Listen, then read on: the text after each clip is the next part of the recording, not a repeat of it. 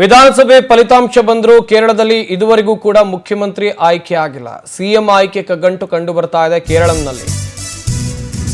ಒಂದ್ ಕಡೆಯಲ್ಲಿ ವಿಧಾನಸಭೆ ಚುನಾವಣೆಯಲ್ಲಿ ಗೆದ್ರೂ ಕೂಡ ಕೇರಳಂನಲ್ಲಿ ಸಿಎಂ ಆಯ್ಕೆ ಕಗ್ಗಂಟು. ಕೆಸಿ ವೇಣುಗೋಪಾಲ್ ಸತೀಶನ್ ಚೆನ್ನಿತ್ತಲ ನಡುವೆ ಬಿಗ್ ಫೈಟ್ ಇದೆ. ಯಾರಾಗಬಹುದು ಕೇರಳಂನ ಮುಖ್ಯಮಂತ್ರಿ? ದೆಹಲಿಯಲ್ಲಿ ವರಿಷ್ಠರ ಮೀಟಿಂಗ್. ಇವತ್ತು ಸಂಜೆಯೊಳಗೆ ಕೇರಳಂ ಸಿಎಂ ಘೋಷಣೆ ಆಗುವಂತ ಸಾಧ್ಯತೆ ಇದೆ. ಮೂವರನ್ನ ಬಿಟ್ಟು ನಾಲ್ಕನೇ ವ್ಯಕ್ತಿಗೆ ಮಣೆ ಹಾಕುತ್ತಾ ಹಾಗಾದ್ರೆ ಹೈಕಮಾಂಡ್ ಎನ್ನುವಂತ ಪ್ರಶ್ನೆಗಳು ಕೂಡ ಇಲ್ಲಿ ಹುಟ್ಟಿಕೊಳ್ತಾ ಇದೆ. ಯಾಕಂತ ಹೇಳಿದ್ರೆ ಕೇರಳದಲ್ಲಿ ವಿಧಾನಸಭೆ ಚುನಾವಣೆಯ ಫಲಿತಾಂಶ ಬರ್ತಾ ಇದ್ದಂತೆ ಆಗ್ತಾ ಇರುವಂತಹ ಬೆಳವಣಿಗೆಗಳ ವಿಚಾರದಲ್ಲಿ ನೋಡ್ತಾ ಹೋಗಬೇಕಾಗುತ್ತೆ.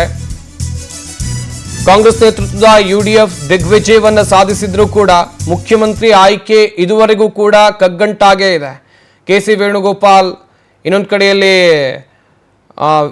ಈ ಹಿಂದೆ ಕೇರಳದ ವಿರೋಧ ಪಕ್ಷದ ನಾಯಕರಾಗಿದ್ದ ವಿ.ಡಿ. ಸತೀಶನ್, ಇನ್ನೊಂದು ಕಡೆಯಲ್ಲಿ ಕಾಂಗ್ರೆಸ್ನ ಹಿರಿಯ ನಾಯಕ ರಮೇಶ್ ಚೆನ್ನಿತ್ತಲ, ಈ ಮೂವರ ನಡುವೆ ಪೈಪೋಟಿ ಜೋರಾಗ್ತಾ ಇದೆ. ಈ ಮೂವರನ್ನ ಬಿಟ್ಟು ಬೇರೆಯವರಿಗೆ ಮಣೆ ಹಾಕುವ ಸಾಧ್ಯತೆಗಳು ಇವೆಯಾ? ಈಗಾಗಲೇ ಮಲ್ಲಿಕಾರ್ಜುನ್ ಖರ್ಗೆ ಅವರು ಕೂಡ ಸಭೆಯನ್ನ ಮಾಡಿದ್ದಾರೆ ಎನ್ನುವಂತ ಮಾಹಿತಿ ಇದೆ.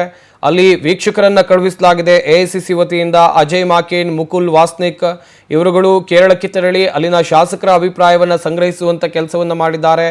ಕೆಸಿ ವೇಣುಗೋಪಾಲ ಅಥವಾ ರಮೇಶ್ ಚೆನ್ನಿತ್ತಲನ, ವಿ.ಡಿ. ಸತೀಶನ್ನ, ಹೀಗೆ ಈ ಮೂವರಲ್ಲಿ ಯಾರಿಗೆ ಮಣೆ ಹಾಕಬೇಕು ಈ ವಿಚಾರವನ್ನ ಅಲ್ಲಿನ ವೀಕ್ಷಕರ ಬಳಿಯಲ್ಲಿ ಎಐಸಿಸಿ ಅಧ್ಯಕ್ಷರಾಗಿರುವಂಥ ಮಲ್ಲಿಕಾರ್ಜುನ್ ಖರ್ಗೆ ಅವರು ಕಲೆ ಹಾಕಿದ್ದಾರೆ ಎನ್ನುವಂಥ ಡೀಟೇಲ್ಸ್ ಇದೆ. ಅದಾದ ಬಳಿಕ ಸೋನಿಯಾ ಗಾಂಧಿ ಅವರ ನಿರ್ಧಾರ ಏನಾಗಿರುತ್ತೆ? ಈಗಾಗಲೇ ಎಐಸಿಸಿಯಲ್ಲಿ ಗುರುತಿಸಿಕೊಂಡಿರುವಂಥ ಕೆಸಿ ವೇಣುಗೋಪಾಲ್ ಅವರಿಗೆ ಮಣೆ ಹಾಕುವಂಥ ಸಾಧ್ಯತೆ ಇದೆಯಾ, ಅಥವಾ ಸ್ಥಳೀಯವಾಗಿ ಪಕ್ಷವನ್ನ ಸಂಘಟನೆ ಮಾಡಿದಂಥ ಸ್ಥಳೀಯ ನಾಯಕರಿಗೆ ಮಣೆ ಹಾಕ್ತಾರಾ? ಕಾದ್ ನೋಡ್ಬೇಕಿದೆ.